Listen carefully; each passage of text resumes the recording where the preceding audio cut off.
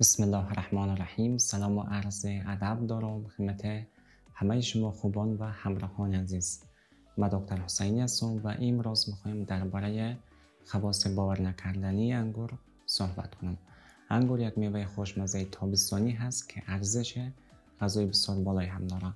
انگور حاوی ماده‌های معدنی هست مثل مس، پتاسیم، منگنز. حاوی ویتامین ها هست مثل ویتامین های گروه بی، ویتامین K، ویتامین ای، ویتامین C و غیره که بخصوص انگور حاوی مقادیر بالای از مس و ویتامین K هست و مس میتونه باعث تولید انرژی در بدن ما شود و ویتامین K هم برای سلامت استخوان مفید هست، هم برای انعقاد خون ما. همچنین انگور حاوی آنتی‌اکسیدان های بسیار فعال هست از جمله رسوراترول، کوبرستین، آنتوسیانین و جالب است بدونید که دانه انگور حاوی یک نوع از آنتی‌اکسیدان بسیار قوی هست به نام پروآنتوسیانین و تمام اینا میتونه باعث پیشگیری از اکثر بیمارها و درمان بیشتر بیمارها شود. پس آخر ویدیو با ما همراه باشید و با فواید شگفت‌انگیز انگور بیشتر آشنا شوید. انگور باعث افزایش طول عمر میشه. انگور به دلیل که حاوی رسوراترول هست و رسوراترول یکی از ترکیبات مهم هست که تحقیق ثابت کرده است میتونه منجر به افزایش طول عمر شود، به دلیل که رسوراترول با کاهش التهاب، با کاهش سطح استرس اکسیداتیو میتونه طول عمر ما را افزایش بده. همچنین رسوراترول میتونه در بدن ما منجر به تولید یک ترکیب شود به نام سیروتونین و سیروتونین میتونه در سطح دی ما، در سطح ژن ما و در سطح سلول های بدن ما منجر به تولید و بازسازی سلول های بدن شود که تمام اینا میتونه طول عمر ما را به راحتی افزایش بده. همچنین انگور به دلیل که حاوی آنتی‌اکسیدان های فعال هست مثل کوبرستین، آنتوسیانین ها و رسوراترول میتونه باعث سلامت پوست ما شود، باعث پیشگیری از پری زودرس شود، به دلیل که آنتی‌اکسیدان هایی که در انگور وجود داره تمام اینا میتونه باعث کلاژن سازی پوست ما، باعث محافظت پوست ما در برابر اشعه آفتاب شود و میتونه که از پری زودرس، از چین و چروک پیشگیری کنه. همچنین زمان که شما انگور مصرف میکنید میتونه باعث افزایش تحرک و فعالیت فولکول های مو شود، میتونه که باعث افزایش جریان خون رسانی به موی شما شود و در نتیجه میتونه که حتی از ریزش مو جلوگیری کنه. پس به خاطر افزایش طول عمر خود، به خاطر سلامت پوست خود، به خاطر پیشگیری از پری زودرس خود میتونید هر روز انگور مصرف کنید. انگور خاصیت ضد میکروبی داره. اگر شما قبل از غذا انگور بخصوص همراه دانش مصرف کنید میتونه که از حساسیت های غذایی، از عفونت های غذایی پیشگیری کنه، به دلیل که آنتوسیانین ها و پروآنتوسیانین که در دانه انگور وجود داره میتونه دیواره های سلول های باکتری را از بین ببره. همچنین انگور به دلیل که حاوی ویتامین C هست میتونه باعث تقویت سیستم منیع شما شود و بدن شما میتونه به راحتی میکروب ها را و ویروس ها را از بین ببره. انگور باعث سلامت استخوان های ما میشه.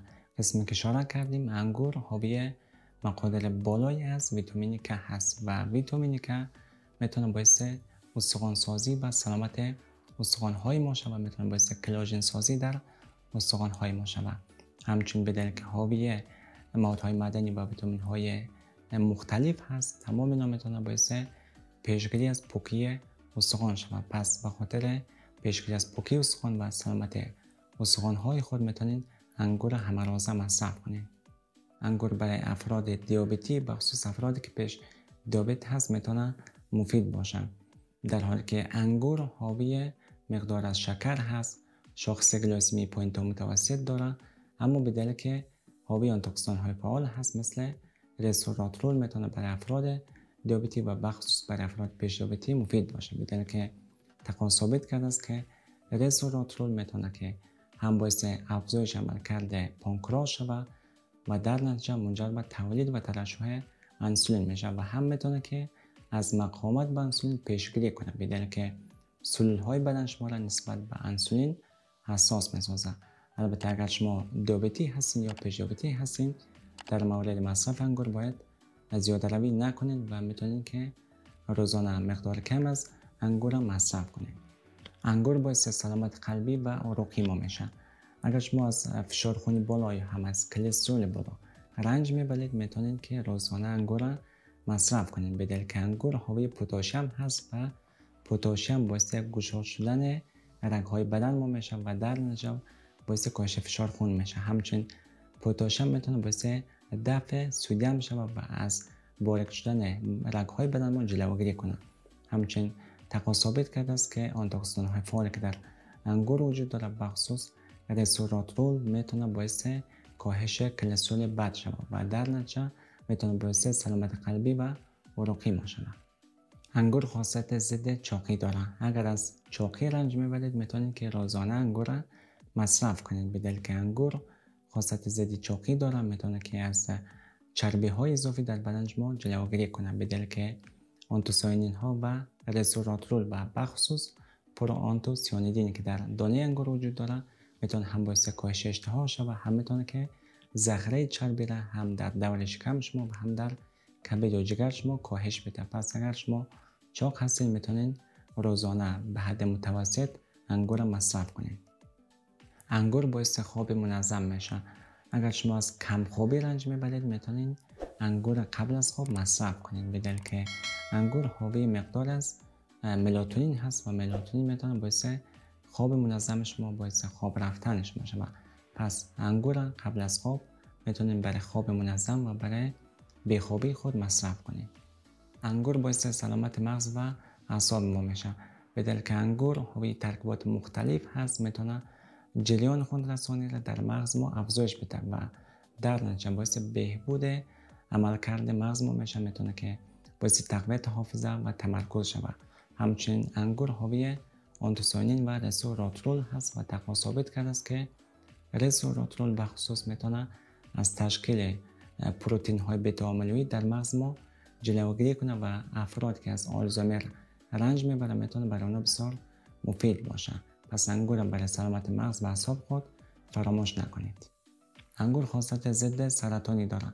به خصوص دانه های کوچک انگور حاوی یک نوع از آنتی‌اکسیدان بسیار قوی هست به نام پرو آنتوسیانیدین و اینا میتونه باعث سرکوب سلول های سرطانی شود و میتونه سلول های سرطانی را از بین ببرن و تحقیق اثبات کرده است افراد که از مکمل های پرو آنتوسیانیدین مصرف میکردن توانستند که پارامترهای سرطانزا را کاهش بده. پس به خاطر جلوگیری و پیشگیری از سرطان های مختلف میتونید که انگور بخصوص دانه انگور را روزانه مصرف کنید. انگور باعث سلامت چشم میشه.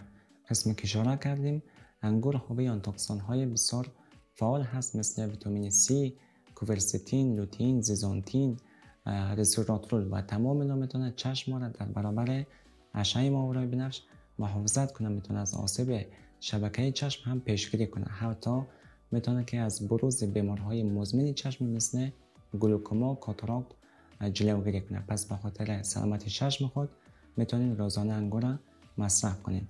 تشکر که تا حالا با من همراه بودید. اگر این ویدیو برای شما مفید بود این ویدیو را لایک کنید، کامنت بگذارید و کانال ما را هم سابسکرایب کنید.